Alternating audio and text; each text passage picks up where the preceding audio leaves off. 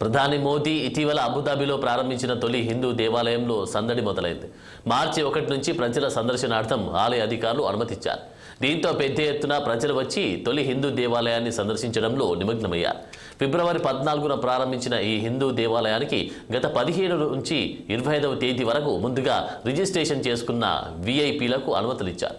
మార్చి 1 నుంచి మాత్రం ప్రజల సందర్శనార్థం అనుమతించారు. దీంతో తొలి రోజే పెద్ద ఎత్తున ప్రజలు సందర్శించారు. సోమవారం మాత్రం ఆలయం మూసివేస్తున్నట్లు అధికారులు తెలిపారు. అక్కడ ప్రభుత్వం ఇచ్చిన భూముల్లో పాలరాతితో నిర్మించారు.